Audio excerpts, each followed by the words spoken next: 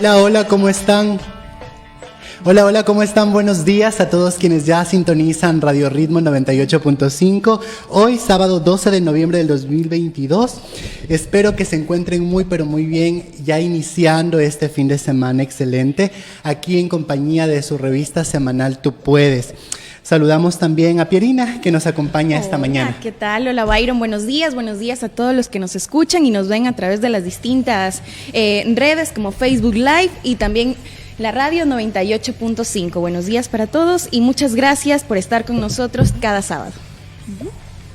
Bueno, en este caso también podemos vernos a través de las distintas redes, ¿no? Como tenemos en Facebook, Instagram, Twitter, TikTok y WhatsApp. El WhatsApp es 099-699-1002. Y en la radio también nos pueden encontrar como 98.5 FM, en Facebook, Instagram y Twitter como Ritmo FM 98.5. Y también recuerden que tenemos el tema de la Fundación Vivian Luzuriaga Vázquez en Facebook y en Instagram. Y como tal, Revista Tú Puedes en Facebook y en Instagram, revistatupuedes.fumbiluz. Muy bien, Pierina. Y el día de hoy vamos a abordar un tema muy importante acerca de salud también, es la diabetes en relación al Día Mundial de la Diabetes que se celebra el 14 de noviembre. Y no sé si tienes algo que contarnos, Pierina, acerca de eso. Claro, bueno, vamos a empezar de momento como introducción a tener un video de presentación para el tema, ya que el Día Mundial de la Diabetes se celebra cada 14 de noviembre. Se escogió esta fecha siendo el aniversario de Frederick y también junto a Charles Bett, concibido a la idea de un descubrimiento a la insulina en el octubre de 1921. Mientras muchos eventos se desarrollan durante o alrededor de este día, la campaña de prevención debe ser a lo largo de todo el año. Es por eso que nos unimos a este mensaje de sensibilización y también a un tema como el de hoy, ¿no? El reportaje sobre la diabetes y los peligros del azúcar. Veamos, por favor, a continuación, ¿me ayuda con el video? Cansancio crónico, excesiva sed, cambios de peso repentino, entre otros factores, son los signos de alerta que los especialistas recomiendan estar atentos ante una enfermedad que cada vez toma más fuerza en el Ecuador, como es la diabetes. La diabetes es una enfermedad causada por el aumento de los niveles de glucosa en la sangre debido a múltiples factores. Puede ser una disminución de la producción de insulina por parte del páncreas o una mala utilización de la misma. De acuerdo a las cifras que nosotros manejamos, o sea, son niveles de incidencia de diabetes bastante altos porque es un hospital de tercer nivel. O sea, acá nos llegan pacientes ya con la enfermedad. Si nosotros tomamos muestra de toda la población, obviamente, de acuerdo a lo que dice la Federación Internacional de Diabetes, es de una prevalencia del 6.5% aquí en el país, ¿sí? Alrededor de 830,000 personas con diabetes. Antes era mucho menor, está aumentando, eso es a nivel mundial. De hecho, los pronósticos actualmente, personas con diabetes son alrededor de 450 millones en todo el mundo, pero hay un pronóstico que para el año 2030 será alrededor de 600 millones. Esta enfermedad es considerada crónica y la segunda causa de muerte en el país. Alrededor de 1.3 millones de ecuatorianos estarían diagnosticados con esta patología. Sin duda, aunque es una enfermedad que no tiene cura, la prevención es vital y puede ser controlada. Incluimos medicación, en donde incluimos actividad física y en donde incluimos alimentación. Si uno de estos tres pilares de esta pirámide falla, el tratamiento no va a ser adecuado y llegarán las complicaciones. A su vez, llama la atención de los altos índices en niños y adolescentes que sufren esta enfermedad. Una de las causas, mencionan los expertos, sería el confinamiento y la falta de hábitos saludables en menores de edad. Lo que se dedicaron es a comer mal, dejaron de hacer ejercicio y eso tuvo una incidencia dentro de lo que es el desarrollo de la diabetes. Recomendaciones a propósito del mes de noviembre, que se conmemora en el mundo la lucha contra la diabetes que afecta la calidad y el tiempo de vida de millones de personas, informó Byron Cruz. Iniciamos entonces el fin de semana y continuamos con las entrevistas en temas relacionados a la salud, y como ya lo decía Pierina y como lo vimos también en el reportaje que presentamos hace un momento, se mencionó que hablaremos de la diabetes. Como ya lo escuchamos, como ya lo escucharon también, vamos a revisar quiénes son entonces nuestros invitados para el día de hoy, y estamos muy felices de tener en el día de hoy la compañía de Carolina Pazmiño. Ella es nutricionista dietista. Fue nutricionista dietista del Hospital Gustavo Domínguez, también de la Clínica del Riñón. Está trabajando también en el Instituto Ecuatoriano de Seguridad Social. Y algo importantísimo, que participó como equipo de redacción y autores de la Guía de Práctica Clínica de Diabetes Mellitus tipo 2 del 2017 en el MSP. También contamos con la presencia y la compañía de Estefano Peña Herrera, quien es médico cirujano, es médico general y también trabaja en una entidad pública de salud. Estamos gustosos de poder tenerlos el día de hoy. Por favor, Carolina, mándanos un saludo a todos quienes nos escuchan y ya nos ven. Hola, buenos días. Bueno, como ya me presentaste, mi nombre es Carolina y bueno, trabajo en el área de salud y hoy estoy aquí para contestar todas las inquietudes que ustedes tengan. ¿Será soltera, Carolina? No, casada. Muy bien. Estefano, por favor. Un saludo a todos, con un gusto haber sido invitado a este panel y pues dispuesto a compartir los conocimientos que tengo con la comunidad. Encantado. Muy bien. Muchas gracias. Muchas gracias. Y ya para entrar en materia, ya que dimos una pequeña introducción, el mes de noviembre es, como lo decía Pierina, el mes sobre la diabetes, es el mes de violencia, es el mes de un montón de cosas en el tema de salud. Y es importantísimo abordar este tema desde el punto de vista nutricional y también médico, ¿verdad? Y por eso vamos a iniciar. Y Estefano, cuéntanos, ¿qué es la diabetes? Si tiene un origen orgánico, un origen biológico quizás, ¿tiene que ver con nuestros hábitos o solamente con la forma de comer? Pues verás, la diabetes es todo lo que acaba de decir, ¿sí?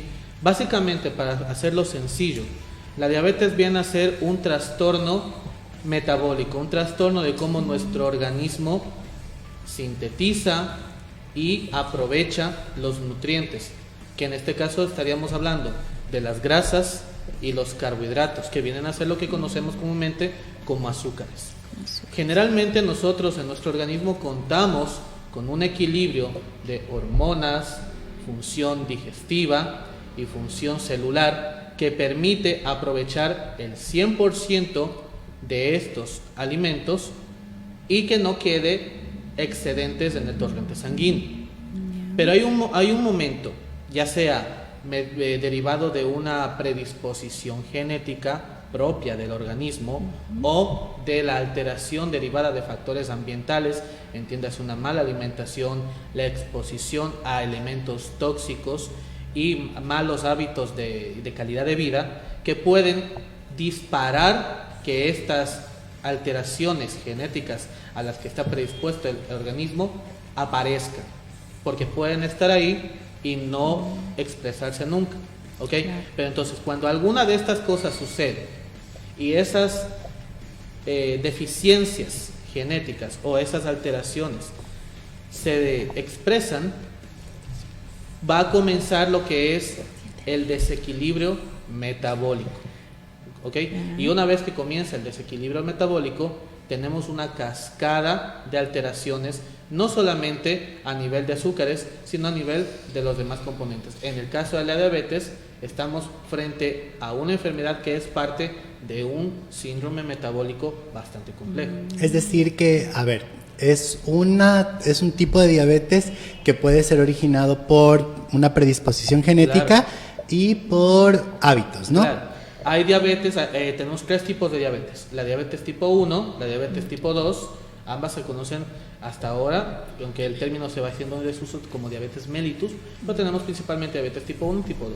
¿Okay? Es la tipo de siempre se escucha, sí, mellitus. Y también tenemos una, digamos que derivada de la diabetes tipo 2, que sería la diabetes gestacional. Ya. ¿Okay? Entonces, ambas pueden tener como factores desencadenantes un factor genético, hereditario principalmente, y un factor ambiental. Sin embargo, la diabetes tipo 1 tiene una mayor probabilidad de desarrollarse derivado de una alteración o de una predisposición genética. Ah, ya. En cuanto a la diabetes tipo 2 es al contrario. Ya, muy bien. Bueno, en este caso, ya viendo los tipos, ¿no?, de diabetes y todo, sí se hace bastante común, de hecho, en medio de las personas y demás, el tema de por qué se desarrolla tanto la diabetes, ¿no? El por qué también, cómo identificarla, el poder saber cuándo me puedo hacer estos chequeos, o de pronto los síntomas. ¿Será que nos puede también saber cómo nosotros podemos como reconocer en este caso, ¿no? De pronto tengo entendido que muchas veces, como comentaba usted, que puede estar la diabetes como tal, pero muchas veces uno no se puede dar cuenta, ¿no? Claro que sí, y efectivamente es una excelente pregunta, porque eso nos dirige principalmente a lo que nosotros en primer nivel de salud luchamos, lo que es la prevención y la promoción de la salud. Entonces, ya que hemos tocado ese tema, conviene aclarar lo siguiente: la diabetes más prevenible es la diabetes tipo 2, porque es una diabetes que, al estar mayormente regida su desarrollo y su aparición por factores ambientales que disparan los factores genéticos latentes, pues su evolución va a ser lenta en el transcurso de años. Su progresión y la historia natural de la enfermedad va a progresar de manera lenta, incluso sin presentar síntomas, ¿ya? Entonces, hay un periodo grande en el cual van a ir apareciendo de a poco síntomas que nos van a indicar que nosotros podemos estar predispuestos a tener diabetes o que podemos estar ya desarrollándolo. Y aparte tenemos factores de riesgo que podemos considerar, no así como en la diabetes tipo 1, que al ser una enfermedad llamada autoinmune, que quiere decir que el propio sistema inmunitario ataca al organismo impidiéndole generar insulina, sus síntomas aparecen más de golpe, más insidiosamente. O sea, lo que trato de entender en sí es como, por ejemplo, nosotros en los niños se puede desarrollar, pero no se puede ver mientras llegue una etapa adulta, más o menos así. O de pronto en un periodo de 18 a, por ejemplo, 40, puedo desarrollar algún así síntomas o de pronto Correcto. alguna de estas, pero realmente me la detectan, por ejemplo, a los 50. Puede pasar. Correcto, puede pasar. Porque hablando sí, de diabetes tipo 2. Claro, hablando Correcto. de diabetes tipo 2, porque muchas veces también está el tema de ser, por ejemplo, vengo de una familia que es diabética de por sí, mi mamá, mi papá, por ejemplo, Uy. ¿no? Sí, Uy. o sea, por lo general, ¿no? Es Un que suele paciente, pasar, sí, ¿no? un paciente aquí. No, yo no. Pero, o sea, Ah, por es un ejemplo. Ay, Es un yo me ejemplo, asusté, claro. Pierina, por favor. No. A sacarte a correr todos los días. No, sino que, por ejemplo, sí pasa, por ejemplo, bueno, lo que sí le puedo decir, que he podido experimentar en carne propia, el hecho de que, por ejemplo, tengo un familiar que toda su vida ha sido sano, deportista, siempre se ha ejercitado, buena alimentación en lo general, ¿no? Ha sido una persona activa y ahora a los 50 años le detectan diabetes, entonces él dice, ¿de dónde y por qué? Si realmente he sido toda mi vida una persona sana. Y uno trata de entender, pero son cositas que al menos es bueno ir sabiendo cómo identificarlas, ¿no? Claro. Justamente como la pregunta. Entrar a hablar de la fisiopatología es bastante complejo, ¿ok? Porque justamente vienen estos casos que decimos, yo llevo una vida saludable, Claro. ¿cómo bien? Pero hay algún factor de riesgo o algún factor ambiental que desencadenó algo que mi cuerpo ya estaba predispuesto a desarrollar, ¿ok? Ahora, síntomas que nosotros, o signos que nosotros podemos tener en cuenta para saber si es que necesito un chequeo o no. Bueno, primero los factores de riesgo. Claro. Como tú bien dijiste, lo primerito, la herencia. Herencia directa. Hermanos. Pero, Estefano, Sí. ya más o menos nos habías mencionado esto y creo que no concretamos el tema de cómo identificar qué exámenes se tienen que realizar Claro, ya clínicamente Ok. para identificar un tipo de diabetes, sea tipo 1 o tipo 2, porque eso es importantísimo que la gente sepa que más allá de los factores que ya los iremos conversando, tiene que ver con cómo diagnosticarlo, qué tiene que hacer mi médico y qué pacientes se consideran, por ejemplo, para Ok. hacer, qué Vamos. examen se tiene que hacer. Vamos primero, antes de llegar a los exámenes, tenemos que primero pasar por la clínica. Signos clínicos, síntomas clínicos que nos hablan de diabetes. Tenemos una triada, un cuarteto de síntomas, las 4P. poliuria, polidipsia, polifagia, triada, sí, perdón, poliuria, polidipsia, polifagia. ¿Qué es la poliuria? Una cantidad, orinar en una gran cantidad, en especial en la noche, ¿sí? No, hay dos términos o dos formas de orinar frecuentemente. La una es la poliuria, que es la que nos interesa en diabetes, y no confundirla con la poliaquiuria. La poliuria es cuando yo orino en una sola micción en gran cantidad. Ya, pero yo quiero saber, ¿se tiene que hacer un examen de orina, un examen de sangre? No, por eso, déjame terminar y luego te llevo a los exámenes. Vamos avanzando en ese tema para luego ir analizando un poco los factores de riesgo y de exposición. Está ¿ya? bien. Ya. Ok, entonces, en cuanto a los exámenes, tenemos 4 maneras de diagnosticar por laboratorio la diabetes. Primero, si es que nosotros hacemos una prueba de glucosa capilar, Ya. ¿okay? La del dedo. Una glucosa capilar en ayunas o una glucosa a través de extracción de sangre por la vena en laboratorio, que esté con un nivel de glucosa mayor a 125, ¿sí? Ya. 126 en adelante. Si yo tengo una prueba elevada en ayunas y la repito y la segunda también me sale con valores de glucosa elevados, puedo yo diagnosticar diabetes. Ya. ¿Ok? Primero. Segundo, si yo hago una prueba al azar en cualquier hora del día y esta prueba me lleva a más de 200 miligramos sobre decilitro de glucosa en sangre, puedo decir que hay diabetes. ¿Sí? Perfecto. Si es que yo al paciente le mando al laboratorio a hacerse una prueba que se llama prueba de tolerancia oral a la glucosa, que es tomar una muestra de sangre luego de que se le mandó al paciente una bebida azucarada con 75 miligramos de glucosa diluidos, y luego de 2 horas la prueba sale de más de 200, es un signo de un diagnóstico de diabetes. Perfecto. Y Carolina, cuéntanos, ¿de dónde viene esa necesidad que todos tenemos por comer azúcar, por comer dulce? Bueno, te cuento que bueno, eso es ya más bien un caso de cultura, porque ¿qué sucede con nuestra alimentación desde niños? Pasa cuando comenzamos a dar los alimentos a los bebés.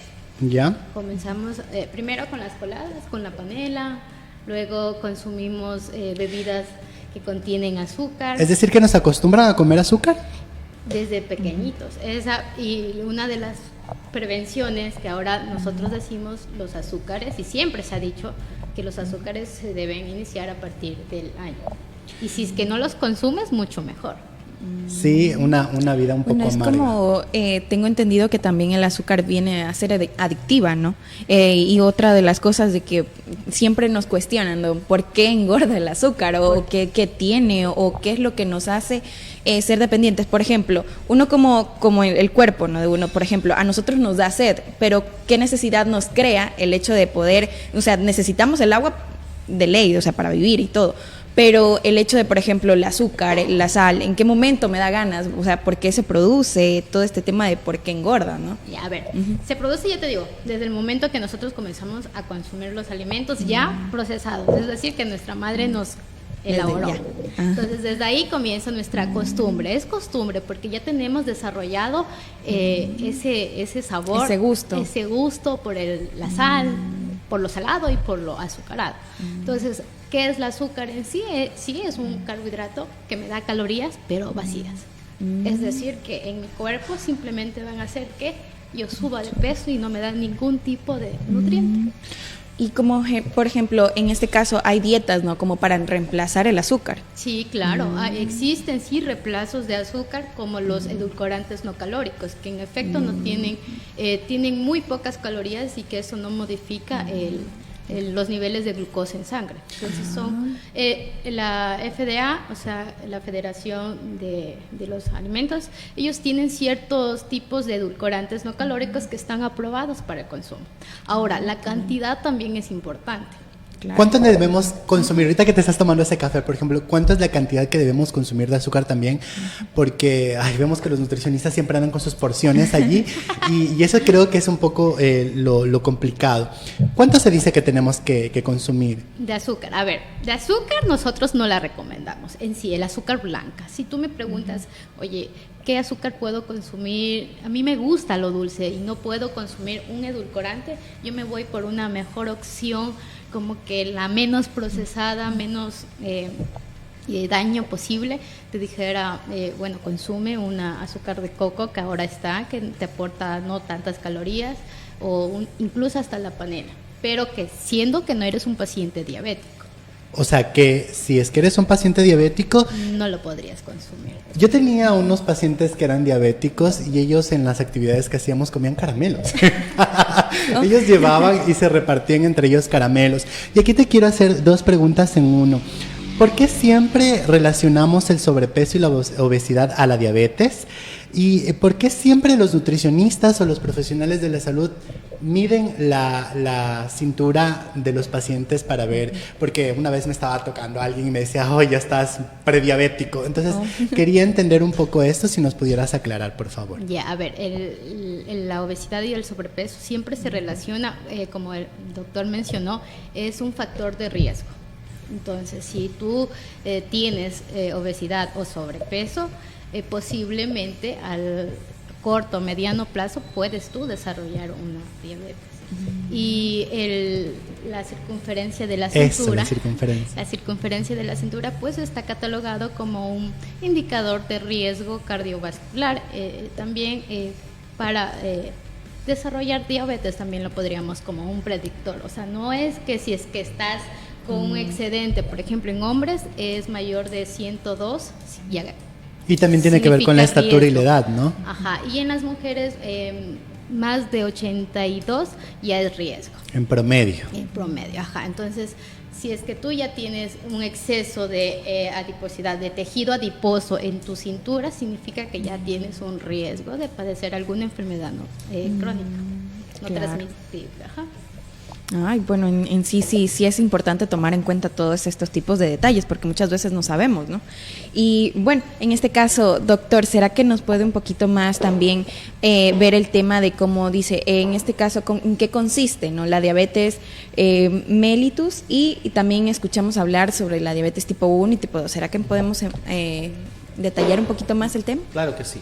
La diabetes tipo 1, principalmente, como dije anteriormente, es una enfermedad autoinmune. ¿Qué significa una enfermedad autoinmune?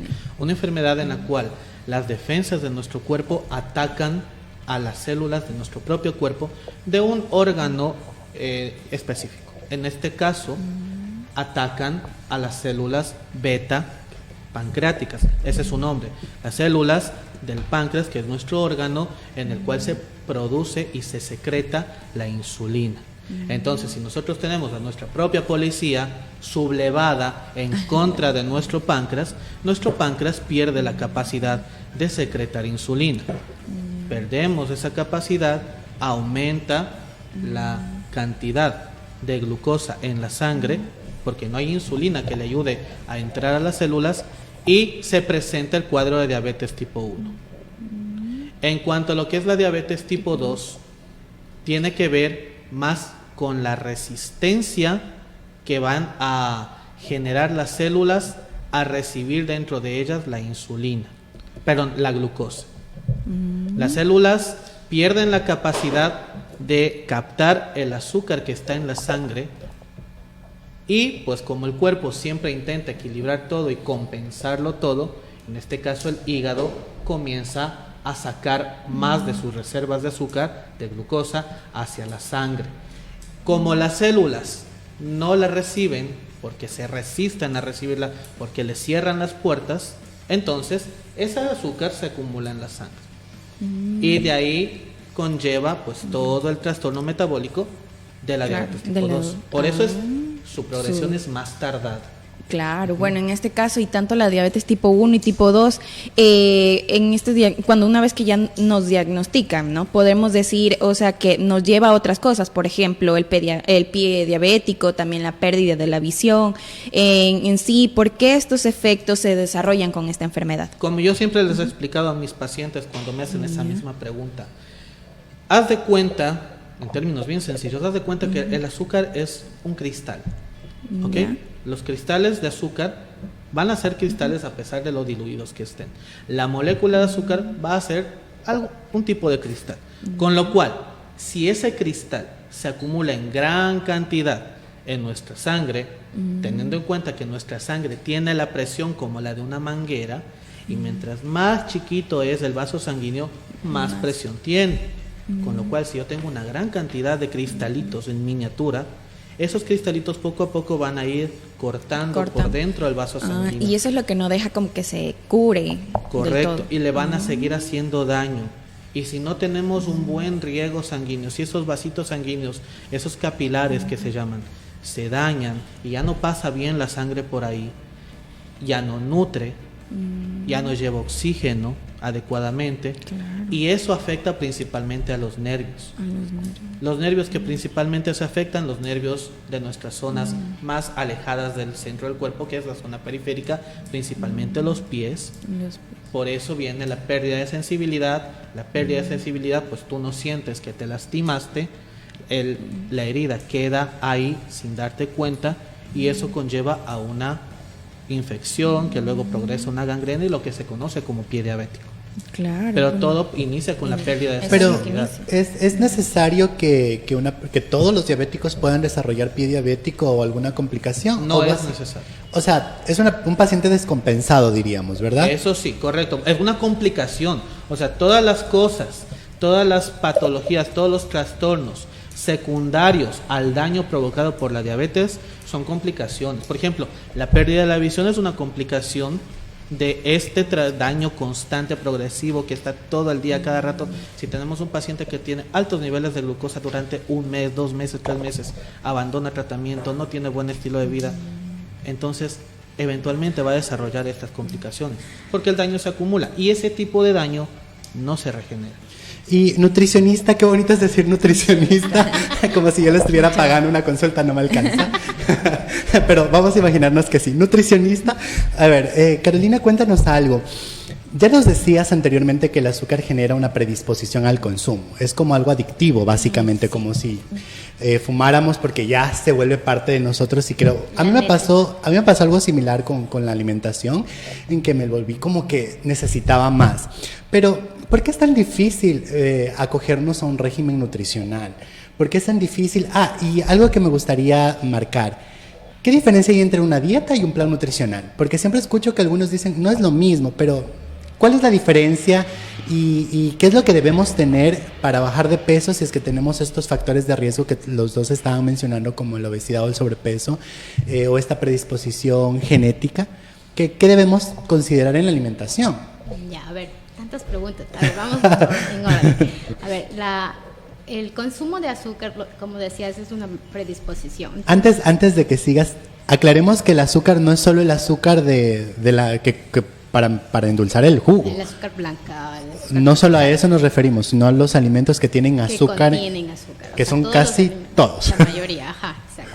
Entonces está ya esa ansiedad por el consumo. Entonces, simplemente el reemplazo es una de las opciones que tenemos para no evitar llegar a una diabetes o a otra enfermedad, o el exceso de peso, como te decía, que nos da por el consumo de azúcares también. La otra pregunta era, ¿cuál? La otra pregunta estaba encaminada a cómo establecemos una dieta o un plan nutricional. ¿Qué era la diferencia de ¿Cuál era la dieta diferencia y cómo la un establecemos? plan? A ver, mira, existen dietas para diferentes tipos de patología, por ejemplo, una dieta para un paciente renal es un tipo de dieta. Ahora, el plan es individualizado.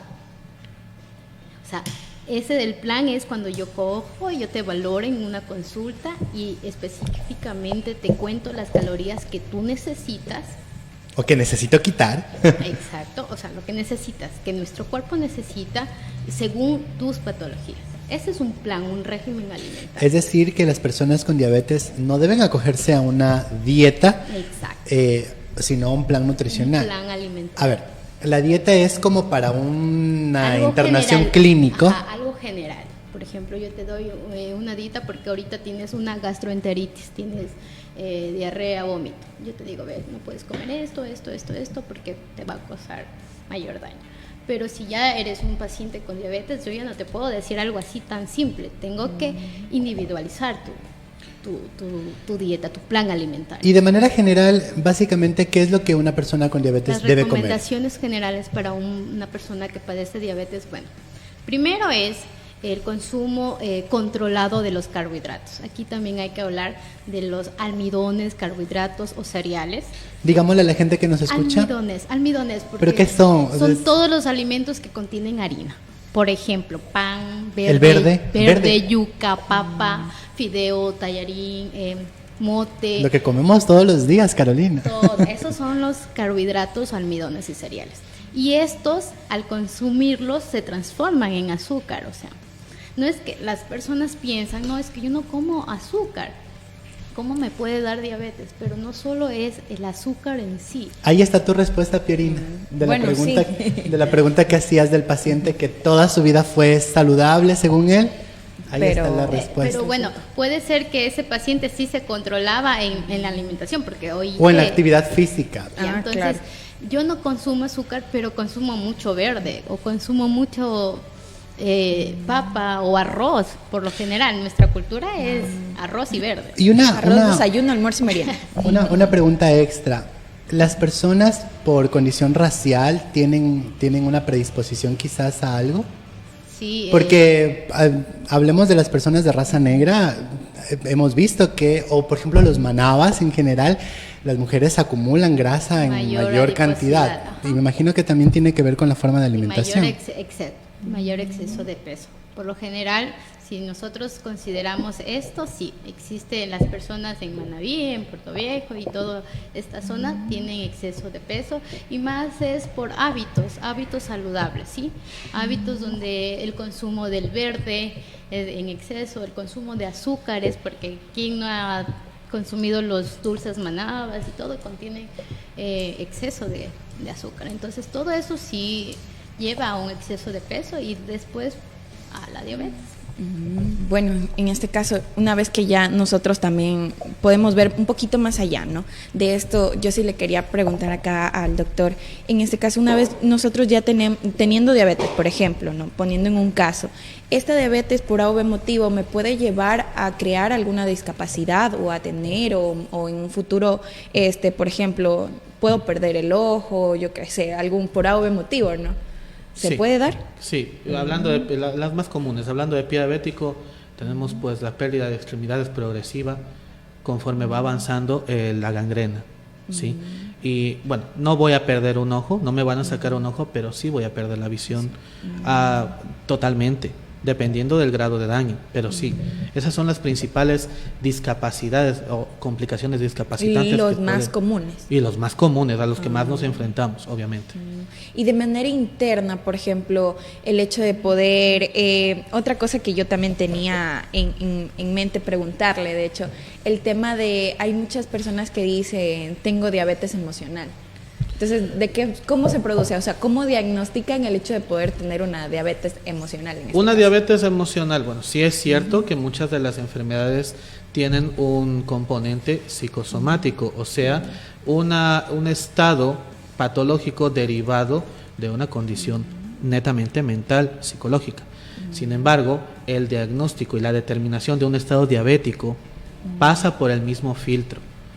En los exámenes, al cual me faltó añadir pues una hemoglobina glicosilada mayor a 6.5%, ¿sí? Entonces, en un solo examen. Entonces, igual, pasa por el mismo estado, porque la diabetes, póngale que tenga un origen psicosomático, tengo que yo verificar que el trastorno metabólico está ahí presente para poder... ¿Qué es origen psicosomático? Justamente. El origen psicosomático es lo que acabo de decir. Una enfermedad, un estado patológico, la ruptura del equilibrio de la salud del cuerpo derivada de un estado emocional, psicológico o mental. Ah, es como A ver, cuando es- ya pasa de lo mental a lo físico. Por ejemplo, si estamos hablando... está somatizando. Correcto. Ah, así Un sí origen- entiendo. Un origen psicosomático, correcto. Entonces, por ejemplo, una enfermedad de este tipo, la psoriasis, que, Claro, que también se tiene da. un componente psicológico. Bueno, Y una pregunta que nos hace un fiel oyente, nos pregunta si la diabetes, para los dos, por favor, si la diabetes es reversible o controlable y en qué punto se puede revertir. Empezamos por Carolina, quizás desde el... Ya, a ver, controlable sí, es una enfermedad que no tiene cura, y que sí se puede controlar, sí, con los 3 pilares fundamentales: medicación, alimentación y actividad física. Si se cumplen estos 3 pilares, tú llevas una buena calidad de vida. Carolina, en el plan nutricional se incluye algo de actividad física. ¿Ustedes prescriben Todo. actividad física también? Claro, sí, es una de las recomendaciones. Pero ustedes como nutricionistas no medican, ¿verdad? ¿O sí? No medicamos, no. La medicación es netamente del médico tratante. Es decir, ya. Por eso justamente es que nosotros trabajamos absolutamente en conjunto. El equipo El departamento de nutrición es nuestro mejor amigo en este caso. Será. Definitivamente. Al menos por mi parte, yo ya le tenía a mi nutricionista a tope de citas. Entonces, sí, es importantísimo esto. En cuanto a lo que es reversión, control, como dice la compañera, la colega, sí, es totalmente controlable. Reversible en el sentido de que puede curarse, puede desaparecer mi estado diabético, no. Porque como dije anteriormente, el daño no es reparable. El cuerpo no lo puede reparar. Las células del páncreas no se pueden reparar. Porque es crónica, porque... Porque es constante y porque a pesar, imagínense, dado un milagro de que ya no hubiera azúcar elevado en la sangre. De igual manera, el páncreas no se puede recuperar. Las células pancreáticas no se recuperan a ese nivel. Entonces, reversible a la curación, no. Pero reversible en el sentido de que yo estoy tomando una gran cantidad, una gran dosis de medicamento hipoglucemiante, o sea, para bajarme el azúcar en la sangre. Puedo revertirle a las dosis mínimas si es que yo llevo una correcta alimentación, un correcto estilo de vida. Si yo, así como yo como profesional trabajo en conjunto, mi paciente también trabaja en conjunto con los dos. Hasta ese nivel sí es reversible en cuanto a lo que es dosis máximas, dosis mínima. Y agradecemos a todos quienes ya están mandando sus mensajes y también sus comentarios por interno también. Y queríamos preguntarle, para Carolina, ¿existe la prediabetes? ¿Qué es? Y otra persona nos pregunta... Sí, ¿y qué pasa si se hace un trasplante de páncreas, doctor? Ya, entonces vamos primero con Carolina, a ver, respondamos esto, si Ya, existe a ver, la prediabetes. La prediabetes sí existe. ¿Qué es? O sea, ¿cuándo soy? Yo soy prediabético, mírame bien, porque... Ya Puede pasar. son los niveles de glucosa elevada o ya comienzas a hacer una resistencia a la insulina. Entonces, comienzas a tener niveles de glucosa en el límite inferior, lo normal 70, 110 y un prediabético, por ejemplo, ya está en 110, 111, 112. De glucosa. Ah, exactamente. Pero, por ejemplo, si a mí solo me pesan, me tallan, ¿me pueden encasillar como en una prediabetes o No, necesito no. tener algo de glucosa, No, glucosa? necesitas tener el dato bioquímico de glucosa El en examen. sangre, el examen en sí, elevado, o sea, mayor o en el límite, siempre estar en el límite superior, que es 110. Por ejemplo, 110, 110, 111, 112, siempre que te haces un examen y tú te sale ese resultado, entonces ya te catalogan como una persona prediabética. ¿Qué empiezas a hacer? Puede ser que no lo comiencen a medicar, pero sí ya tienes que iniciar un tratamiento nutricional. Correcto. Buenísimo. Y Estefano, ¿se puede o no se puede quitar el páncreas? El trasplante de páncreas no es viable. ¿Por qué? Porque si bien es cierto, el páncreas es uno es el órgano principal en cuanto a lo que es la producción de insulina. Recordemos que al menos en diabetes tipo 1 y tipo 2, el origen de la diabetes tipo 1 era que nuestro propio cuerpo atacaba al páncreas. No a nuestro páncreas nomás, sino cualquier páncreas que se encuentra en el camino. Con lo cual, si yo le pongo un nuevo páncreas, no va a funcionar.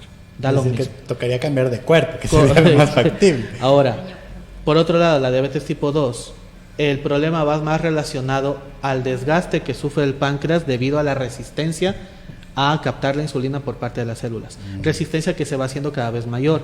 el páncreas se daña porque produce más insulina, cada vez produce más, hasta que llega el punto de que ya, pues bueno, ya, hasta aquí llego. Claro. Y no quiero saber nada más de ustedes. Y para. Bueno, en este caso sí quisiera como todas las familias que nos escuchan a través de las distintas redes, y también quería saber qué recomendaciones les daría a las madres o de pronto a las familias como tal, el poder saber que la diabetes, o sea, cómo poder prevenirla o cómo poder, en este caso, saber dónde pueden acudir. En este caso, tengo entendido que los dos han trabajado en el área pública también, entonces sí quisiera más o menos saber de pronto la familia en sí se encuentra por algún motivo, la mamá o el papá o un hijo con que ellos pueden determinar que de pronto empiece a tener síntomas, ¿dónde pueden acudir? De pronto hay algún proyecto, alguna área, o qué pueden hacer en este caso, tanto del tema tanto nutricional como médico. Empecemos por usted, doctor. Pues el área, el lugar principal donde pueden acudir en cuanto a lo que es salud pública es a los centros de salud tipo 1, que si bien es cierto, las citas quedan para un largo periodo de espera, si bien es cierto, pues justamente es porque nuestras atenciones son dedicadas a la prevención, ¿ok? Entonces, al no ser atenciones urgentes, pues se demora la espera, pero es importantísimo que acudan al centro de salud pública. También puede ser privada, sí, es verdad, pero nosotros como centro, como salud pública, tenemos nuestros programas, protocolos para poder captar y cuidar del desarrollo nutricional de un paciente desde la edad prenatal. Justamente eso, ¿qué tipo de programas desde lo más sencillo, que viene a ser los controles prenatales, cuidando que la madre y el futuro bebé cuenten con un peso adecuado, se eviten complicaciones en el embarazo o en el parto que luego puedan propender a generar diabetes o cualquier otra enfermedad crónica, durante el desarrollo del niño, disponiendo de una correcta alimentación, de un control mes a mes de peso y talla, adecuado estado nutricional, suministro de micronutrientes, ¿sí? Hasta una edad adulta en la cual obviamente los controles suelen hacerse cada 6 meses, cada año, pero siempre con la debida valoración. De tal manera que nosotros en ese momento, con nuestro criterio clínico, podemos detectar cualquier síntoma que tal vez el paciente no haya detectado, ¿sí? Principalmente eso. Luego tenemos programas, hacemos charlas en los centros de salud, hacemos charlas educativas cada mes, hacemos diferentes stands en algunos centros de salud más grandecitos por ejemplo, como se viene el día de la diabetes, pues generalmente siempre damos información, y en redes sociales también.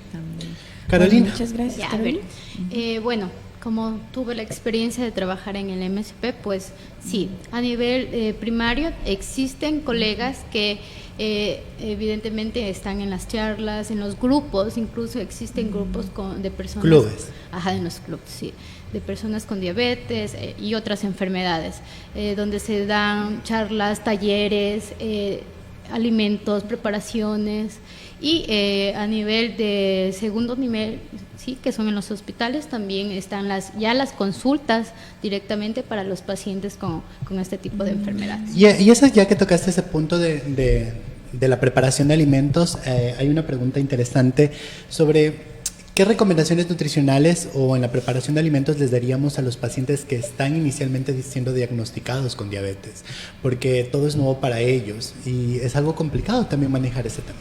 Bueno, en lo que es preparación, bueno, no es que vas a hacer otra comida diferente, sino que a tu misma comida le puedes modificar. Por ejemplo, si yo normalmente consumía arroz, yo puedo hacer ese arroz más nutritivo y añadirle el arroz es un carbohidrato, pero yo puedo añadirle un carbohidrato complejo de lenta absorción, simplemente colocándole granitos de linaza o granitos de chía o quinoa, por ejemplo, o amaranto, que son carbohidratos complejos. Es decir, que los haces más digeribles. Lo hago como que más lento la absorción, para que en el proceso de que actúa mi insulina no se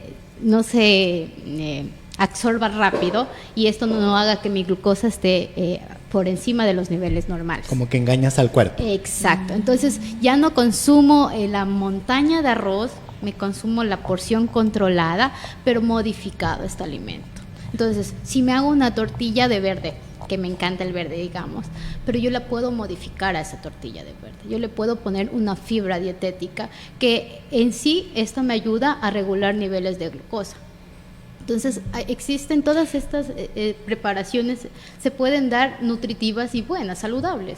Porque dicen que comer huevo no es bueno para las personas diabéticas. Yo una vez escuché algo así. ¿Quién dijo eso? No me acuerdo, pero yo lo escuché. No, falso. Falso. Y otra cosa más. ¿Qué relación tienen los embarazos o los niños que nacen prematuros con la obesidad y la diabetes? Porque no me acuerdo en dónde leí algo relacionado a este tema. Y decían que existía una prevalencia alta de que los niños tengan esta predisposición a ser grandotes y estas cosas. Lo que sucede es que al momento de que este niño nace con bajo peso o desnutrición o es prematuro, que por lo general van a nacer así con bajo peso, nosotros, la madre, ya al ver al niño así, comienza a sobrealimentar al niño. Entonces comenzamos, después de tener un niño con bajo peso, ya no vamos a tener un niño con bajo peso, vamos a tener un adulto con exceso de peso. ¿Por qué? Porque le dimos complementos, vitaminas, le sobrealimentamos a ese niño, le dosificamos de vitaminas. Es decir, que se queda como con esta predisposición y ganas de seguir comiendo. Entonces yo creo que soy prematuro. Puede ser, ¿no? Sí. Bueno, es que son cosas que se ven ya después, ¿no? Sí, como claro. efectos de la alimentación, Efectos. porque realmente sí uno tiene que tomar siempre en cuenta, ¿no? Como el comer, el poder tener más o menos el cuidado, ¿no? Bueno, en este caso, algo que también nosotros tenemos que tener en cuenta, ¿no? Para que por favor el doctor me ayude, es qué es lo que hace la resistencia a la insulina. ¿Qué? O sea, ¿Qué es lo que hace que lo bueno, en este caso es qué es lo que nos hace, ¿no? Ser resistente.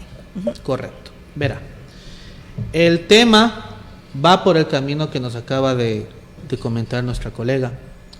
Al nosotros al estar acostumbrados a una dieta de carbohidratos simples, carbohidratos que se digieren rápidamente y nos vuelve a generar hambre, estos carbohidratos saturan el sistema de metabolismo de grasas y carbohidratos. Este sistema, al estar saturado, genera una gran oferta, una cantidad enorme de glucosa al mismo tiempo a las células. Por un lado, la insulina que esté circulando por la sangre en ese momento puede ser insuficiente y se genera una mayor cantidad por parte del páncreas, y por otro lado, la célula ya no necesita tanta glucosa y cierra sus entradas. Progresivamente este cuadro se va repitiendo hasta que los receptores, las puertas de entrada de glucosa a la célula se dañan. ¿Sí? Es como que ocurriera un desgaste. Correcto, de tanta saturación que hay, viene el desgaste.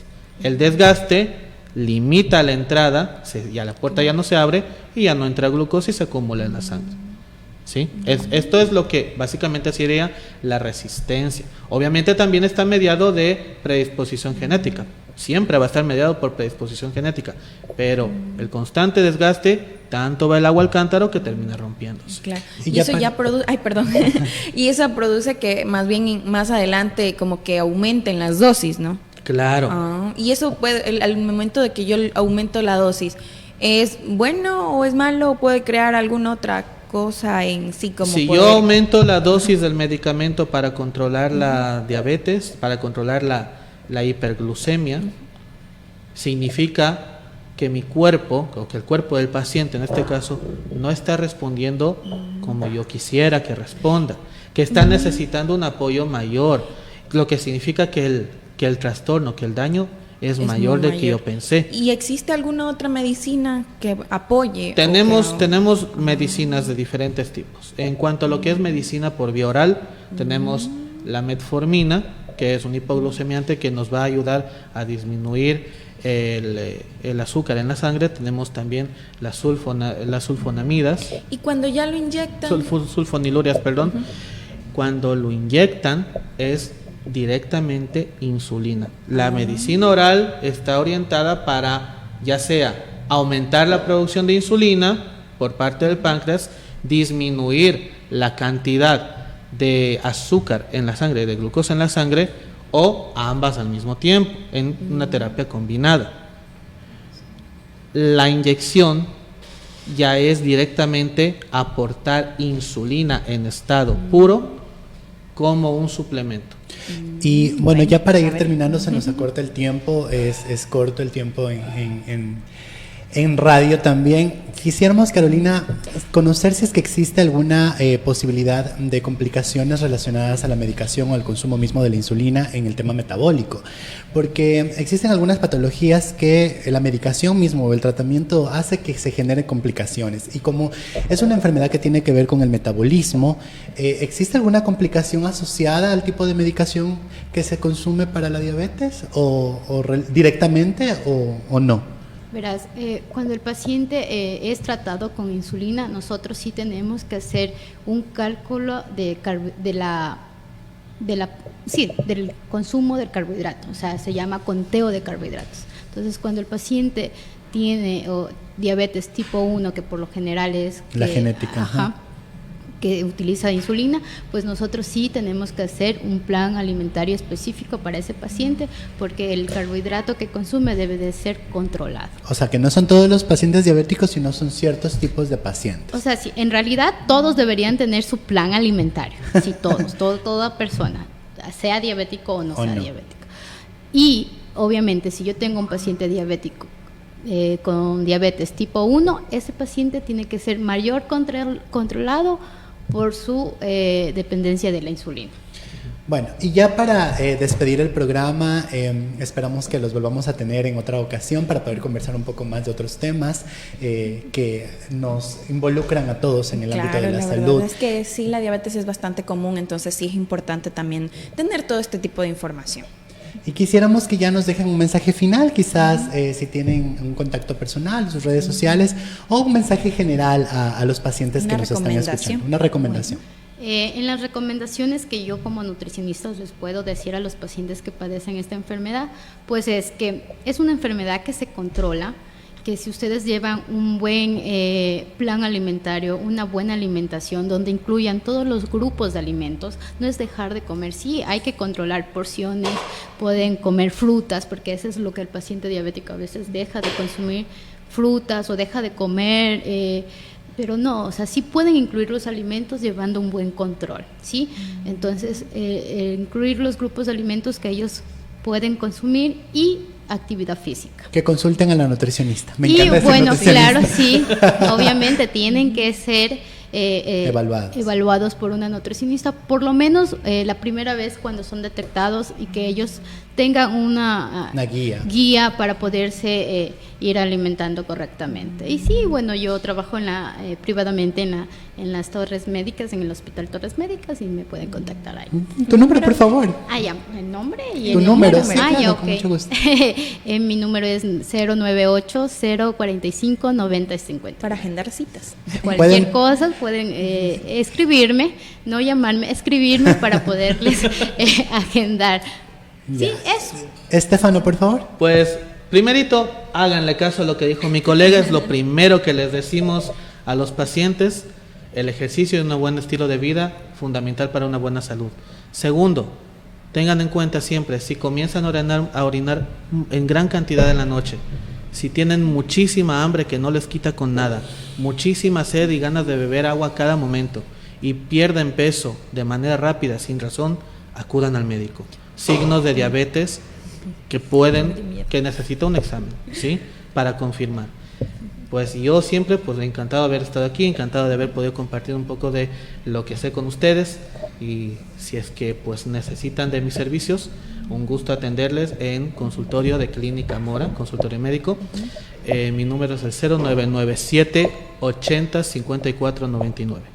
Perfecto, muchas gracias a la compañía de Carolina. Ella es nutricionista dietista, Carolina Pazmiño, y también a Estefano Peñarrera, que es médico cirujano. Muy amables por estar aquí en cabina de Radio Ritmo. Pierina. Bueno, también mucho gusto y despedirme y saber que muchas gracias a todas las personas que nos escuchan a través de las diferentes redes sociales y a través de la radio. También agradecer a todos los que están conectados a través de Facebook, pues hoy día tenemos la sintonía, gracias por sus comentarios y los estamos aquí leyendo. Tenemos también un mensajito de la Parroquia Rural Luz de América. Un saludo para todos y muchas gracias para todos. Excelente, feliz fin de semana. Hasta luego. Nos Hasta vemos. Luego. Gracias. Gracias. Que pasen bien.